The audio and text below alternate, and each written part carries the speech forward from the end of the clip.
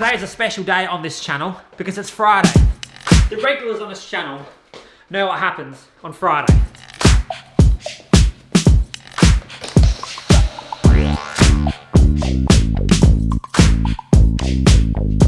Now before we get started, a couple of things. The first thing is, for some reason, the Google Merchant Store has suspended my purchasing account, which means that I can't actually display the things that I'm selling on my website through the YouTube video. So if you want to buy a fucking sick hat, just go to the website in the description and get a hat. We're doing international shipping. We're shipping everywhere except probably like Antarctica or something. Number two is I'm working on some sticker samples.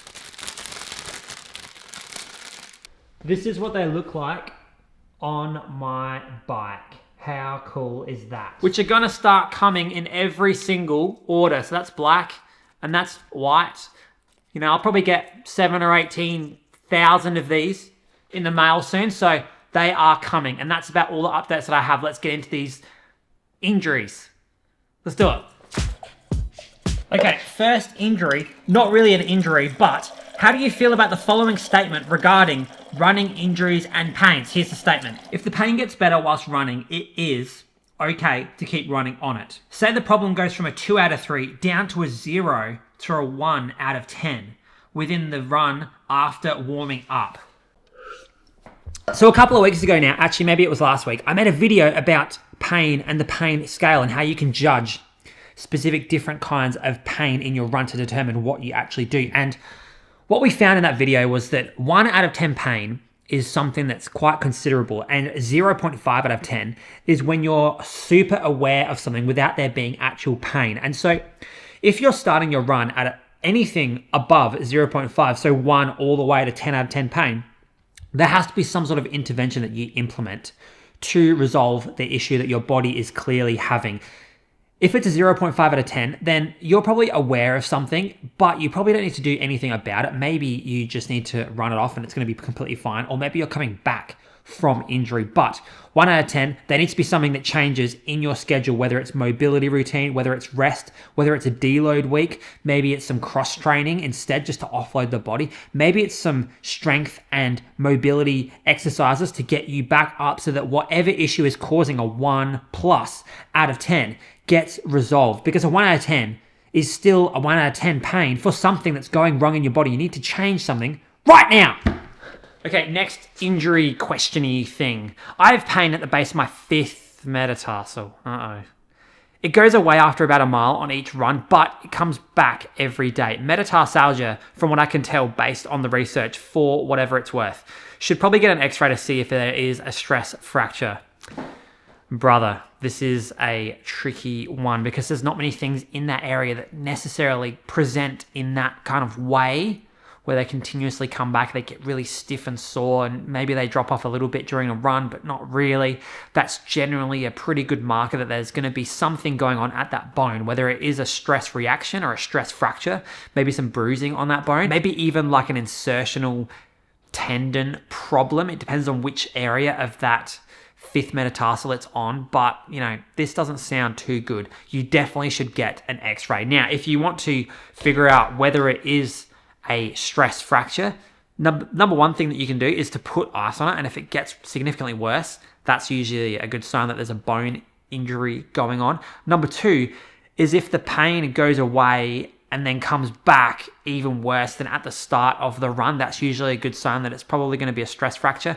And if it really fucking hurts, that's also a good sign that it's a stress fracture. So my recommendations would be to just rest or start to do some very light cross training and, you know, take some weight off that foot, whether that's doing some cycling or some swimming. Whatever takes the impact away from the foot is going to be really good whilst you get a little bit more clarification as to what's actually going on. It could be a tendon problem, but it sounds pretty fucking grim, and maybe it won't be a tendon, maybe it's some bone, you know, issues, unfortunately. Now, what you don't want to do in this situation is just replace all of the load that you're putting on your body from running and just doing it via another cross-training method, because if it is some sort of bone thing or there is some significant tissue damage, that has to regrow and kind of get stronger and rebuild itself. And if you're really hammering yourself still, it can take a little bit longer to actually recover. I found this out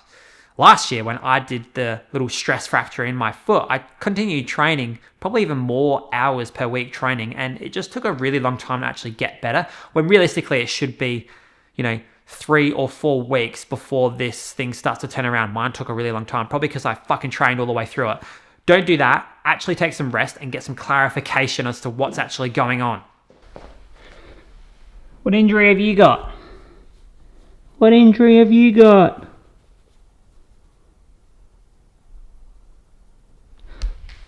Okay, next question. Hi. Hello. About a month ago, during a basketball game, someone hit me on the outside of the knee. The pain has now settled, but sometimes when I do harder, longer workouts, the pain comes back and stays for a few days. It's so annoying. Thanks. Well, if you've had your knee hit and there's no swelling left, then maybe there's some instability in your knee. Maybe the ligaments in the knee were slightly stretched when you did this weird movement while she got hit by someone else. Or you could have some little meniscus inflammation. That could also be a key thing that's stopping this from getting fully better. So let's go through the tests for that. Okay, so firstly, take the bottom half of the knee and try and pull it forward. Does that replicate your pain? Or does pulling it backwards replicate your pain? Does pulling it sideways replicate your pain? Or does it replicate the pain going this way? So forwards, backwards, side to side. If all that is fine, then the next thing that I want you to do is this.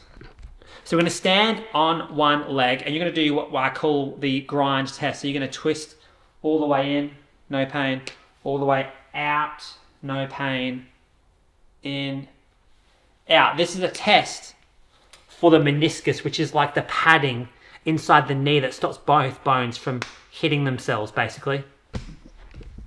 Now, it is possible that the initial impact of that knee strike might have caused some bruising that's just taking a little bit longer to go away because there would have been a big inflammatory response.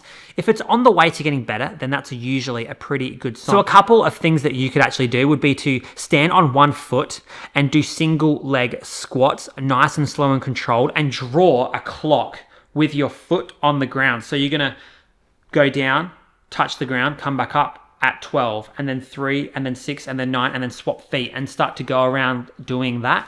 Then, once you can do that, close your eyes and do this clock with your toe, with your eyes closed, basically. Now, for the glutes, what you could do is put a band around your knees and do some walking, like sideways walking, like a crab walk, basically is what they call it. You could do some side planks, or you could do some hip abductions. You could also do some deadlifts, squats, things like that that are going to lift the strength of your glute muscles so that you can get better at being on one leg. Because what happens when you get injured is your body gets very sensitive to the movement that's going on in that area, and it starts to give you this protective thing where you don't really want to move it in the right kind of ways. It's very weird the way that the brain works, but basically you need to convince your brain that moving this knee and going through every range of motion is really healthy and really good for this knee. And I guarantee that after a while, this knee is going to be much, much better. And if it is positive for any of those tests that I showed you before, like you are feeling a bit of pain when you're doing the joint tests, then go see a physiotherapist in real life to make sure that you haven't done any more damage, because indirect blows can cause a bit of issues with the soft tissues in the body. But next, injury. Okay, I've been struggling with my right hamstring for months. I can do single leg bridges pain-free with it, but when I run, it just doesn't feel right. That sounds to me like a 0.5 to a 1 out of 10. It just doesn't feel right, but there's not necessarily any pain. Pain, as you have put, is around 3 out of 10. Not terrible, not cool either, and it's been too long. That's pretty interesting, and I'll be honest, I've been waiting for a hamstring injury to come up in this series for a while. What are we, like episode 5 or something? And no hamstrings have come up so far, which is really, really good. Now, we need to think about the area in which you're getting the pain to kind of understand what's actually going on. So the main one is the biceps femoris, and it starts on the outside of the hip joint here, and it goes all the way to the outside of the knee, and it also embeds into the femur bone itself. Then we have ones on the inside aspect of the leg, and so they tend to be biased more towards the knee flexion, whereas the biceps fem tends to be pain on the outside. Now, this is the muscle belly itself, and then as you get high up here, and you get higher down, and you get low down here actually, that tends to be more tendinous tissue. So, do you have pain in the muscle or do you have pain in the tendon? You need to figure that out for yourself. And here's a clue. If it's muscle, it will be a little bit bigger of a area of pain. It also will not like stretching. It will not like strength testing, and it won't like being poked, okay? Now, a tendon will be very small, tight little spot of pain on either end of the muscle belly. So it's going to be a little tiny point right like that. And when you push on it at that site, it's going to be a little bit sore, but stretching and all things like that in that very moment when you're testing it isn't going to be too bad. So we need to determine where it is in the actual hamstring complex itself and if it's a muscle or a tendon. Now, you did say that bridges are fine, but it's just the running that's a little bit annoying. So what we need to do is progress you now to build up your strength from the single leg bridges that you've been doing up to something a bit more specific for running. We got to bridge that gap, simply put, without being there and feeling it myself and diagnosing what's actually going on. This is going to be the best way for you to get better. So let's bridge the gap from single leg bridge all the way up to running. So a couple of exercises that we can do. I might just take this off. Okay, now we're going to simulate what happens to the hamstring muscle with this rubber band. So we're going to start in this position where we can go into hip extension and then, it's going to go up. That's how you solve that issue. Now, the main goal is to get us to the point where we're basically making initial contact with the ground, sliding back into full kind of extension like that. And then come back. Once again, slide. Good.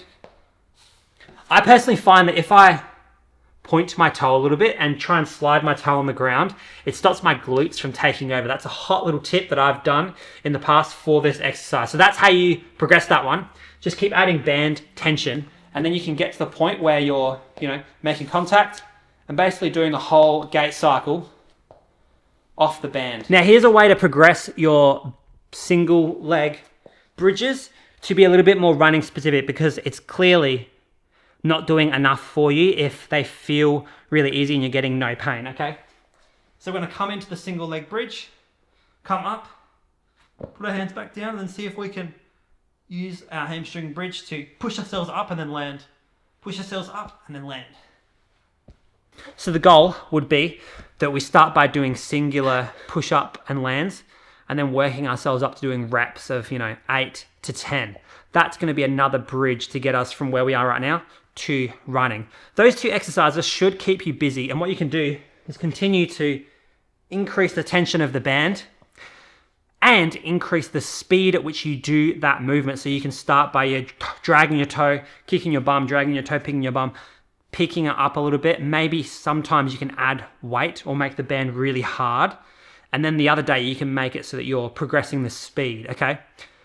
This is just going to prepare your body to be able to take more load in that plyometric way. What you can also do is have a look at your calves, and more specifically your soleus, which is the calf muscle that takes over a lot of the impact when you're actually in that slightly knee bend initial contact position. Maybe you have slightly weaker soleus muscles and then your hamstrings are trying to take more load than they should be. That could also be the case. Check your soleus strength and see if it's, significantly shit. And then you know that you have to work on that too. Now, that's about all I can really give you with the description that you gave. If you want any more guidance, just comment below. That goes for all of you that are watching. If you have any injuries, comment below. Next week, I think I'll more specifically go a little bit deeper into plantar fascia related stuff, because I don't quite have enough time to do that today. Next week's gonna be plantar fascia plus any other injuries. But comment below what you want to see, and I'll see you guys next week. Buy a hat. Peace.